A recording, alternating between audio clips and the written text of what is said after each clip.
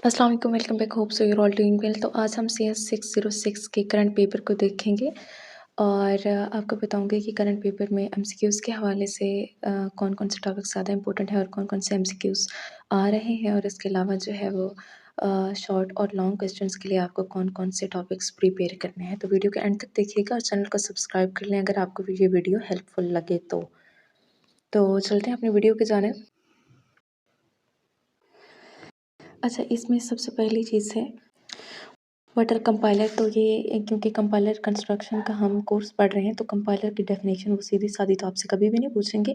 हाँ, ये जो कंपाइलर के ऊपर इन्होंने कहा है ना कि आप रीज़न क्या है, हम पढ़ क्यों रहे हैं, इनको आपने पढ़ लेना है क्योंकि इनका कोई पता नहीं होता। वीडियो वाला कहीं से भी कुछ भी उठा लेते तो आपने इसको ना एक सरसरी सी नज़र से देख लेना है। वैसे ये इतना इम्पोर्टेंट नहीं है लेकिन जो है वो आपको शॉर्ट में ये इसके पर्पस पूछ भी सकते हैं, ठीक है? शॉर्ट में कुछ उन्होंने 4-5 स्टेटमेंट दे के आपको कहें कि वो अलग करें, जो इसके पर्पस हैं और जो नहीं है उनको अलग कर दें। इस तरह का क्वेश्चन आ सकता है। देखते हैं जी कि वाटर कंपाइलर कंपाइलर क्या होता है। अब इसमें यहाँ पे एक एमसीक्यूज़ अंडरलाइन हुआ है, अ टूल दैट ट्रांसलेट्स से Russian into English could be labelled as compiler. तो ये भी एमसीक्यूज़ आ सकता है, इम्पोर्टेंट है, लेकिन जो करंट पेपर में एमसीक्यूज़ आया हुआ था वो मैं आपको बताती हूँ। यहाँ पे था कि C plus plus Visual Studio का या किसी का भी नाम देके आपसे पूछ सकते हैं कि ये हैं क्या, कंपाइलर हैं या ट्रांसलेटर हैं। और वहाँ पे लिखा हुआ था कि विजुअल सी प्लस प्लस 2012 का उन्होंने पूछा हुआ था कि ये क्या है, कंपाइलर है कि ट्रांसलेटर है, ठीक है। तो ये एग्जांपल को भी देख लें, हो सकता है। और साथ ही आप ये भी देख लें नीचे जो लिखा हुआ है कि a word file to PDF और पीडीएफ टू पोस्ट स्क्रिप्ट, इसको क्या कहते हैं, इसको ट्रांसलेटर बोलते हैं, ठीक है। ऊपर कंपाइलर वाली एग्जांपल्स हैं, उनको भी अच्छी तरह से देख लें और इनमें डिफरेंस याद रखें, ट्रांसलेटर क्या होता है और कंपाइलर क्या होता है, ठीक है। इन दोनों को आपने अच्छी तरह से देख लेना है। और जो इतना लंबा-लंबा कोड है ये इस तरह से नहीं आता। हाँ, आपने देख लेना है कि अगर आपको एक लाइन लिखी हुई आए और उसको आप जो है ना वो कोड में चेंज कर सकें, ये कोड लिखा हुआ है और कहीं कि इसमें एरर फाइंड करें या इसके आउटपुट निकालें, तो इस तरह का थोड़ा बहुत जो है आपको बेसिक्स इसकी पता होनी चाहिए, ठीक है। बाकी जो करंट पेपर था उसमें जो परसों हुआ है उसमें जो है ना वो बिल्कुल कोडिंग नहीं थी, ठीक है। उसमें क्या था वो मैं आपको आगे बताती हूँ। जो क्वेश्चंस में आए हुए थे, कोडिंग उसमें ज़रा भी नहीं थी, ना किसी एमसीक्यूज़ में थी और ना ही जो है वो क्वेश्चंस में थी। तो नेक्स्ट हम देखते हैं जो अच्छा, ये जो हाइलाइट हुए हुए इसको एक दफ़ा आपने लाज़मी पढ़ लेना है। हो सकता है कि कोई जो है वो आपके एमसीक्यूज़ में आ जाए। और अगर ये लाइन भी इम्पोर्टेंट है, no algorithm exist for an ideal translation, के आइडियल ट्रांसलेशन के लिए कोई भी एल्गोरिथम जो है ना वो नहीं एग्जिस्ट करता। और साथ ही इन्होंने बताया हुआ कि ट्रांसलेशन जो है वो एक कॉम्प्लेक्स प्रोसेस है और ट्रांसलेशन को इसीलिए हम ट्रांसलेशन के प्रोसेस को करने के लिए हम जो है वो मल्टीपल फेजेस में इसको कैरी करते हैं। यहाँ से इम्पोर्टेंट चीज़ें स्टार्ट होती हैं। टू पास कंपाइलर हमारे पास आ गया। टू पास में हम देखेंगे कि फ्रंट एंड क्या होता है और फ्रंट एंड के आगे फिर डिटेल में इसको पढ़ेंगे, बैक एंड फिर इसको डिटेल में पढ़ेंगे। फिर थ्री पास कंपाइलर आएगा जिसमें मिडल एंड आ जाएगा और उनको पढ़ेंगे, ठीक है। तो बेसिक और भी यही हैं और मेन भी यही हैं, तो इनको आपने अच्छी तरह से देखना है। फ्रंट एंड जो होता है वो जो सोर्स कोड आ रहा है, लीगल सोर्स कोड, उसको चेंज करता है आईआर में, ये इम्पोर्टेंट है। और नेक्स्ट वो पूछ सकते हैं कि front end have polynomial time complexity. अच्छा, ये करंट पेपर में आया हुआ भी था, ठीक है, कि फ्रंट एंड की टाइम कॉम्प्लेक्सिटी क्या है और बैक एंड की क्या है। तो फ्रंट एंड की आपके पास पोलिनोमियल होती है, जबकि बैक एंड की आपके पास एनपी कंप्लीट होती है। ये दोनों एमसीक्यूज करंट पेपर में आए हुए थे, ठीक है। और ऊपर वाला भी इम्पोर्टेंट है कि बैक एंड जो होता है मैप करता है आईआर को इनको टारगेट मशीन कोड। तो ये अगर आपको डायग्राम आती होगी तो ये ऊपर वाली जो लाइन्स हैं ये तो आपको समझ आ ही जाएंगी अगर आपने समझ के पढ़ा है तो। लेकिन पोलिनोमियल टाइम कॉम्प्लेक्सिटी वाला और ये एनपी कंप्लीट वाला आपने देखना है, ठीक है। आगे देखते हैं। अब फ्रंट एंड को उन्होंने मज़ीद कैटेगराइज़ कर दिया है, इनकी आगे से पार्टीशन कर दिया है, तो मज़ीद डिटेल में इसको पढ़ना है। तो इसका जो है वो एमसीक्यूज़ के आया हुआ था, स्कैनर और पार्सर। ये एमसीक्यूज़ के लिए बहुत इंपॉर्टेंट है। Scanner take a program as input map the character settlement into words that are basic unit of syntax. अच्छा, ये पेयर्स जो जिस तरह से टोकन्स वगैरह बनाते हैं ये भी आपको जो है ना शॉर्ट में आ सकता है, इंपॉर्टेंट है। वैसे करंट पेपर में नहीं आया हुआ था, साथ साथ इसलिए बताती हूँ ताकि आपको पता भी चल जाए, फिर आप लोग ये ना कि करंट पेपर में तो नहीं आया हुआ था। आप ये कह रही हैं, जो इंपॉर्टेंट है वो भी बताती जा रही हूँ, जो करंट पेपर में है वो भी। पार्सर क्या तो इसकी डेफिनेशन देखनी है और आगे G is equal to S N T P, S से स्टार्ट, एन से नॉन टर्मिनल, टी से टर्मिनल, पी से प्रोडक्शन और रीराइट रूल। अब इनके रूल्स को आपने देख लेना है। रूल को देखने के बाद ये जो प्रोडक्शन और रूल का है ये लॉन्ग क्वेश्चन में आया हुआ था और ये आपके पास इंपॉर्टेंट है, वो कुछ भी दे सकते हैं एक्सप्रेशन, वो प्रोडक्शन देंगे और उसका रिजल्ट जो है वो आपने लिखना होगा और ये लॉन्ग क्वेश्चन में आया हुआ भी था, ठीक है। नेक्स्ट है parser can be represented by the tree, pass tree और सिंटैक्स ट्री। तो ट्री वाला कोई क्वेश्चन नहीं था करंट पेपर में तो, लेकिन इम्पोर्टेंट है, ठीक है। नेक्स्ट है जी एब्स्ट्रैक्ट ट्री, ये बड़ा इंपॉर्टेंट जो है वो इसका एमसीक्यूज है, काफ़ी जगह पे आया हुआ है, करंट पेपर में तो नहीं आया हुआ था लेकिन काफ़ी जगह पे आया हुआ है। Parse tree contain a lot of unneeded information, compiler often use an abstract tree. Unneeded information को जो कंटेन करने कौन सा ऐसा ट्री है जो अननीडेड इन्फॉर्मेशन को कंटेन करता है, या फिर ये कह सकते हैं कि पार्स ट्री जो है वो बहुत सी अननीडेड इन्फॉर्मेशन जो है वो कंटेन करता था और उसके बाद जो है वो फिर हमने एक ऐसा कंपाइलर जनरेट किया जो कि शॉर्ट हो, और वो कौन सा कंपाइलर है। फिर नीचे उन्होंने एब्स्ट्रैक्ट ट्री वाला ऑप्शंस दिए होंगे डिफरेंट, और उनमें से आपने एब्स्ट्रैक्ट ट्री को मार्क करना है। सिंपल बात का मतलब ये है कि पार्स ट्री जो है ना वो उसमें बहुत ज़्यादा लंबा चौड़ा बना दिया जाता था और उसमें सारा वो जो है ना खिचड़ी बन जाती थी और हमें सही से समझ नहीं आती थी, गैर ज़रूरी उसमें इन्फॉर्मेशन डाली गई थी। फिर जो है वो कंपाइलर ने यूज़ करना स्टार्ट किया एएसटी को, एब्स्ट्रैक्ट सिंटैक्स ट्री को, जो कि शॉर्ट था और उसके लिए समझने में आसान था, ठीक है। सिंपल इस बात का मतलब क्या है, लेकिन ये दो तरह से एमसीक्यूज जो है वो आ सकता है, तो एमसीक्यूज को समझ के किया करें। नेक्स्ट है जी backend of the compiler translate IR into target machine code. अच्छा, इसमें जो है वो एमसीक्यूज यहाँ से ये आया था कि इंस्ट्रक्शन सिलेक्शन जो है वो किस प्रोसेस में होती है, बैकएंड में कि फ्रंट एंड, ठीक है। तो ये इस तरह से आया हुआ था। नेक्स्ट देखते हैं लेक्चर नंबर 4 को, risk architecture simplified this problem. अच्छा, ये भी जिस तरह से मैंने पहले आपको बताया है पार्स ट्री और एब्स्ट्रैक्ट सिंटैक्स ट्री का था ना, तो ये भी उसी तरह से है कि CISC आर्किटेक्चर जो है वो जो है इंस्ट्रक्शन सेट और एड्रेसिंग मोड्स जो हैं वो तो प्रोवाइड करता था, लेकिन उसके साथ साथ ही कंपाइलर को हार्डर बना देता था। तो फिर हमने इस मसले को हल करने के लिए, जो कि कंपाइलर को हार्डर बना देता था, तो ये एक प्रॉब्लम इसकी वजह से जनरेट होती थी। तो इसको हमने हल करने के लिए रिस्क आर्किटेक्चर को यहाँ पे जो है वो यूज़ किया, ठीक है। तो ये वो पूछ सकते हैं कि कौन सा हार्डर बनाता है और कौन सा फिर प्रॉब्लम को सॉल्व करने के लिए फिर हमने कौन सा यूज़ किया। नेक्स्ट है रजिस्टर एलोकेशन। अच्छा, इसमें रजिस्टर एलोकेशन में भी आपके पास एमसीक्यूज दिया हुआ है। रजिस्टर एलोकेशन के लास्ट पे NP complete, optimal register allocation is NP complete, ये भी इम्पोर्टेंट है। और वैसे इसका आपने जो है ना वो एक रजिस्टर को किस तरह से एलोकेट किया जाता है इसके हवाले से भी पढ़ लेना है, और ये हाई स्पीड असेस होता है, ऑपरेंड को फ्राम करता है। इंस्ट्रक्शन की रिस्केजुलिंग कैसे होती है, और optimal scheduling is NP complete in nearly all cases, ये बड़ा इंपॉर्टेंट एमसीक्यूज है और काफ़ी जगहों पे ये आया हुआ था, लेकिन करंट पेपर में मैंने नहीं देखा। नेक्स्ट देखते हैं 3 पास कंपाइलर। अच्छा, स्क्रीन छोटी होती है तो कभी कभार जो है ना वो थोड़ा बहुत मोबाइल से चूँकि मैं वीडियो बना रही होती तो थोड़ा बहुत जो है वो इसमें एडजस्ट नहीं हो पाता, तो थोड़ा बहुत आप लोग कंप्रोमाइज़ कर लिया करें। अगर आपको लाइन नज़र नहीं आ रही तो आप हैंड आउट से जो है ना वो साथ-साथ मार्क कर लिया करें।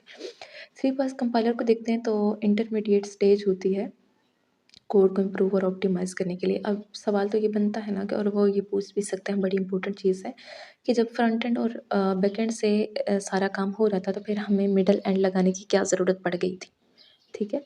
तो मिडल एंड हमने लगाया क्यों? तो इसका आंसर जो है वो आपको इसी टॉपिक में मिलेगा, और ये पहली सेकंड लाइन में बल्कि मिल रहा है। And intermediate stage is used for code improvement और ऑप्टिमाइजेशन। ऑप्टिमाइजेशन के लिए और कोड को इम्प्रूव करने के लिए हमने मिडल एंड को यूज़ किया है। मिडल एंड जो है वो एनालाइज़ करता है आईआर को, यानी उसका तज्ज़िया करता है और उसमें जो है ट्रांसफ़ॉर्म करके उसको कोड को रीराइट करता है। और इसका जो बेसिक पर्पस है मिडल एंड को यूज़ करने का वो है कि रनिंग टाइम को रिड्यूस करें, जो कि कोड को कंपाइल करने के दौरान जो इतना टाइम लग रहा था, तो उसको इन्होंने सबसे पहली चीज़ है कि उसको रनिंग टाइम को कम करना है, और सेकंड चीज़ ये है कि स्पेस यूसेज और पावर कंजप्शन को भी कम करना है, ताकि स्पेस भी कम ले और पावर भी जो है वो कम खर्च हो। The middle end is generally termed as optimizer. ये एमसीक्यूज़ करंट पेपर में आया हुआ था कि हम मिडल एंड को क्या बोलते हैं, तो ये ऑप्टिमाइज़र है। ये कोई इतना इम्पोर्टेंट नहीं है, ये जो पॉइंट्स दिए हुए हैं। देखना चाहें तो आप लोग जो है वो इसको देख सकते हैं, लेकिन बिल्कुल भी इम्पोर्टेंट नहीं है ये। नेक्स्ट है लेक्सिकल एनालिसिस। लेक्सिकल एनालिसिस बोलते किसको हैं, ये सबसे पहले आपने देख लेना और उसके बाद जो है ये कि लेक्सिकल एनालाइज़र जो है ये पार्टीशन इनपुट स्ट्रिंग इनटू सब स्ट्रिंग कॉल्ड वर्ड, बस एक लाइन इसकी ये देख लेनी है। और फिर टोकन्स कैसे बनाते हैं और कीवर्ड जो है वो इफ़ एल्स व्हाइल फॉर और इंटीजर देख लेना है, फ्लोट सिंबल और स्ट्रिंग, ये 4-5 पॉइंट जो है इसमें इम्पोर्टेंट है। फिर एडहॉक लेक्सिकल आ जाता है, we will need to took ahead in order to decide whether one token and whether the next token begin. अच्छा जी, जो हाइलाइट हुए इससे ऊपर वाली भी एक लाइन इम्पोर्टेंट है। आप ऊपर वाली सेकंड लाइन की लास्ट से देखें, by reading left to right, left से राइट की तरफ रीड करते हैं और देखते हैं कि रिकॉग्नाइज़ करते हैं कि one token he at a time चल रहा हो। और नीचे है कि हमें जो है वो ये देखने की ज़रूरत है कि कहाँ पे पहला टोकन एंड हो रहा है और कहाँ से नेक्स्ट टोकन स्टार्ट होना है। फिर ये 2 लाइनें हाइलाइट हुई हैं, we do not what kind of tokens we are going to read from seeing first character, कि हमें नहीं पता तो तक हम कौन-सा टोकन जो है वो रीड करने की तरफ जा रहे हैं। और नीचे जो है वो 2 लाइन्स हैं और इसके साथ-साथ एक नीचे बड़ी इंपॉर्टेंट लाइन है, ये येलो हाइलाइट हुआ है, the most frequent used approach is to use lexical analyzer lexical generator that generates efficient tokenizer automatically. ये मैंने देखा था कहीं पे एमसीक्यूज़ और क्वेश्चन दोनों आए हुए थे, शॉर्ट क्वेश्चन भी और एमसीक्यूज़ भी, कि दोनों एक ही पेपर में नहीं आते, किसी पेपर में एमसीक्यूज़ आ सकता है, किसी में जो है वो शॉर्ट आ जाएगा, ठीक है? कि ऐसा कौन-सी टोकनाइज़र है ऑटोमैटिकली जो सॉरी कि ऐसी कौन-सी अप्रोच है जो टोकन को ऑटोमैटिकली ऑर्गनाइज़ कर दे? तो टोकन को ऑटोमैटिकली ऑर्गनाइज़ करने के लिए हमारे पास लेक्सर जनरेटर इस्तेमाल होता है। नेक्स्ट है हाउ टू डिस्क्राइब टोकन्स। पहली लाइन देख लें, regular language are the most popular for specifying tokens को स्पेसिफाई करने के लिए रेगुलर लैंग्वेजेस मोस्टली यूज़ होती हैं। और क्यों यूज़ होती हैं, क्योंकि ये सिंपल एंड यूज़फुल होती है, इजी टू अंडरस्टैंड होती है और एफिशिएंट इम्प्लीमेंटेशन हो जाती है। और नेक्स्ट है जी sigma is called the alphabet. और लैंग्वेजेस जो हैं वो सेट ऑफ स्ट्रिंग्स होती हैं। For lexical analysis we care about regular language और regular language can be described using regular expression. ये एमसीक्यूज़ है कि रेगुलर लैंग्वेज डिस्क्राइब की जाती है किसके थ्रू, तो ये है रेगुलर एक्सप्रेशन के through. Regular language regular expression के थ्रू डिस्क्राइब की जाती है जी। तो अब नेक्स्ट क्वेश्चन आ गया जो कि करंट पेपर में आया था कि if A is a regular expression we write L A to refer the language denoted by A. तो उन्होंने दिया हुआ था ए और बाकी सारी स्टेटमेंट दी हुई थी और नीचे पूछा हुआ था कि एल ए मतलब कौन सा रेफर करता है इसको, रेगुलर लैंग्वेज को। L A L x something था और वहाँ पे आपने जो है वो इसको करेक्ट मार्क करना था। रेगुलर एक्सप्रेशन की कुछ नीचे ये जो दी हुई हैं इन्होंने डेफिनेशंस वगैरह, ये आपके लिए इम्पोर्टेंट है, एक नज़र देख लें, ये आ सकते हैं एमसीक्यूज़ में, लेकिन जो है वो करंट पेपर में नहीं आई थी। और एफ ए जो है इसको देखना है एक नज़र। F A stand for finite automata और इसमें हम क्या करते हैं, और नीचे ये जो 4-5 ऊपर भी हाईलाइट हुई हुई है 2-3 लाइन्स और नीचे इसके पॉइंट्स हाईलाइट हुए हैं, तो ये आपने देखने हैं। अभी हमने पूरे 18 लेक्चर्स देखने हैं और वीडियो ज़्यादा लंबी हो रही है, तो दैट्स वाई हम जल्दी चलते हैं और देखते हैं टेबल की कोडिंग। ये इम्पोर्टेंट कॉन्सेप्ट है। आपने सबसे पहले F A N F A और D F A R E regular expression, इन 4-5 कॉन्सेप्ट को यूट्यूब से जाके इन कॉन्सेप्ट को अच्छी तरह से समझना है। इनमें हम किस तरह से ये एक्सप्रेशन कैसे बनाते हैं और इनका एन एफ ए और डी एफ ए कैसे क्रिएट करते हैं, एक से दूसरे में एन एफ ए बना हुआ है तो उसको डी एफ ए में कन्वर्ट कैसे करते हैं, बस ये 4-5 कॉन्सेप्ट आपने पढ़ लेने हैं। अगर हमने CS402 को पढ़ा है तो इसको मज़ीद इतना जो है वो आपको पढ़ने की ज़रूरत भी नहीं होगी। ऑलरेडी आपके बेसिक कॉन्सेप्ट्स क्लियर होंगे। एक दफ़ा दोबारा रिवाइज़ करना है तो आपको जो है वो इन सारी चीज़ों की समझ आ जाएगी। यहाँ पे एक बड़ी इंपॉर्टेंट चीज़ लिखी हुई है कि F is simple and efficient. और इसके साथ the cell of table contain the next state. Cell किसको कंटेन करते हैं, रोज़ किसको करस्पॉन्ड करती हैं, इस तरह की जो एमसीक्यूज़ हैं ये 1-2 आए हुए थे सेल और रोज़ के बारे में। ठीक है। एनएफए और डीएफए के कंपैरिजन में आपसे जो है वो एमसीक्यूज़ पूछे जाते हैं और सबसे इम्पोर्टेंटली यहाँ पे ये जो डायग्राम है ए और बी की नीचे ये वाली जहाँ पे थर्ड लिखा हुआ है, third NFA for are E regular expression और ए के ऊपर है स्टेरिक। इस तरह की एक डायग्राम थी और उस डायग्राम को आपने बताना था कि इसकी जो है वो स्टार्टिंग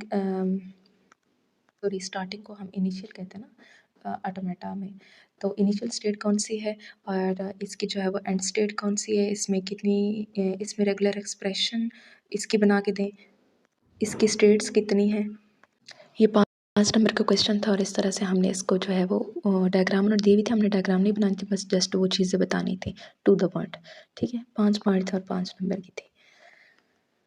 नेक्स्ट डीएफए इसमें से कुछ नहीं आया था तो हम इसको करते हैं स्किप और आगे चलते हैं।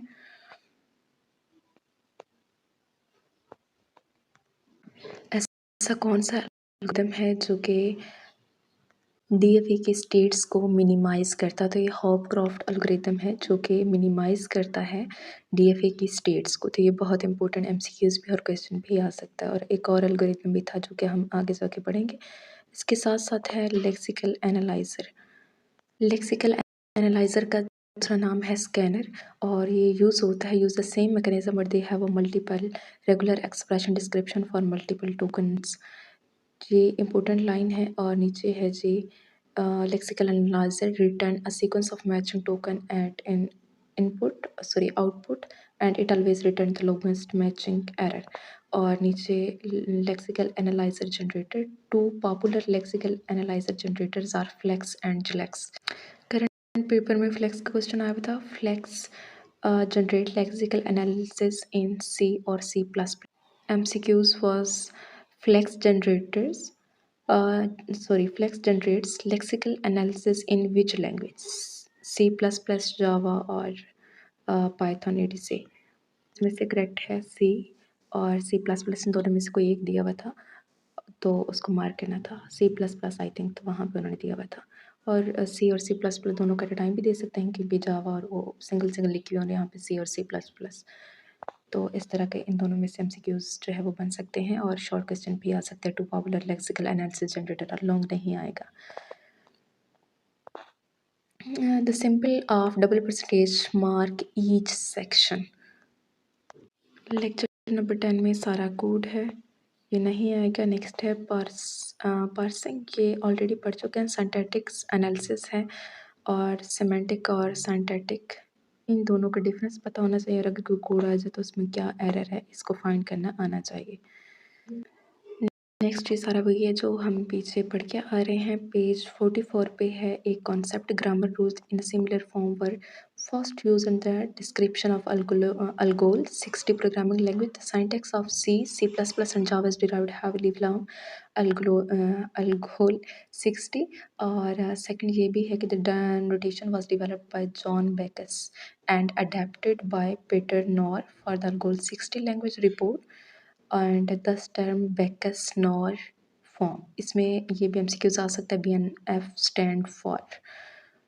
So these lines are very important for MCQs and this line is also very important for MCQs and short question.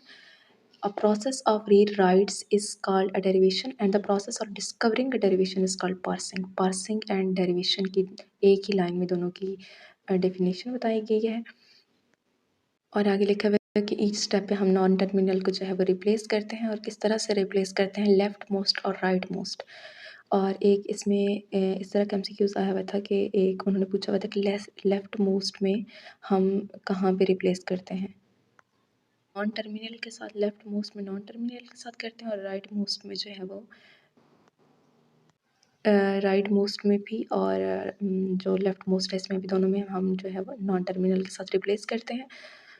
एक इस तरह का भी एमसीक्यूज था कि ट्री के बारे में पूछा हुआ था कि कौन सा ट्री लेफ्ट मोस्ट ट्री होता है या लेफ्ट मोस्ट डेरिवेशन में या राइट मोस्ट डेरिवेशन में कौन सी डेरिवेशन होती है जिसमें ऊपर से नीचे की तरफ फैला हुआ होता है आपका ट्री, पार्स ट्री।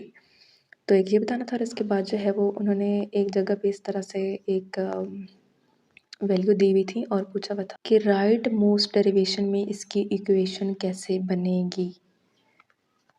तो ये एवोल्यूशन ऑर्डर आपके पास दिया हुआ है ना कि x-2 और ब्रैकेट के बाहर है स्टेरिक y। तो उन्होंने पूछा हुआ था कि राइट मोस्ट डेरिवेशन में ये इस तरह से आएगी या फिर x को बाहर करके x-2 जो है वो -2 पे ब्रैकेट लगा के ब्रैकेट को आगे पीछे किया हुआ था, कहीं के स्टेरिक को आगे पीछे करके। तो इस तरह से पूछ रहे कि 2 अलग आएगा या फिर x को जो है वो ब्रैकेट से बाहर निकालेंगे। तो ये इक्वेशन एग्जैक्टली कैसे बनेगी। कहीं पे उन्होंने x को बाहर निकाल के x- को बाहर निकाल के ना 2 स्टेरिक y को ब्रैकेट के अंदर कर दिया था। और कहीं पे जो उन्होंने सेम जो ऊपर स्टेटमेंट दी हुई थी उसी को कॉपी करके नीचे लिखा हुआ था। तो ये आपको बताना था कि लेफ्ट मोस्ट में किस तरह से होती है और राइट मोस्ट में कैसे होती है। तो ये दोनों इन्होंने बताई हुई हैं कि देखिए ऊपर भी लिखा हुआ है कि लेफ्ट मोस्ट में x माइनस बाहर आ जाएगा और 2 की स्टेरिक y ये, ठीक है। इन दोनों को आपने रट्टा ही लगा लेना अगर समझ ना आए तो कि राइट मोस्ट में डेरिवेशन कैसे होती है और लेफ्ट मोस्ट में डेरिवेशन कैसे होती है। नेक्स्ट क्वेश्चन था लेवल ऑफ प्रेसिडेंस, लेकिन जैसे यहाँ पे दिया हुआ इस तरह से कोई भी नहीं आया हुआ था। 5 नंबर का क्वेश्चन था और वो सारी मैथ थी। सिर्फ उनकी जो देखना था जैसे छोटी क्लास में पढ़ाते हैं कि प्लस एंड माइनस, प्लस और माइनस जो उनको सेम प्रायोरिटी दी जाती है और जो होता है मल्टीप्लाई और डिवीजन होते हैं उनकी तकरीबन इक्वल होती है। लेकिन जो लाइन में पहले आ रहा था तो उसका हम करते हैं और अगर ब्रैकेट में होता है तो उसको हम सबसे पहले सॉल्व करते हैं। तो इस तरह का वो क्वेश्चन था मैथमेटिकल और वो था 5 नंबर का और 3 स्टेटमेंट्स थी, मतलब तीनों को सॉल्व करना था और उनका आंसर लिखना था, ठीक है। एक्स वाई और जी की फॉर्म में दी हुई थी और उनका आंसर लिखना था और वो 5 नंबर का था। बहुत ईजी था। अगर बेसिक मैथ पता हो कि प्लस कब करते हैं और माइनस जो है वो पहले करते हैं या प्लस करते हैं या डिवीजन करते हैं क्या करते हैं, तो ये वो जो है वो सॉल्व हो जाता है। फिर top down parser, bottom up parser, इन दोनों में से एमसीक्यूज आए थे, उनको आपने देखना है। और ये फिर सेम वही चीज़ें हैं सारी।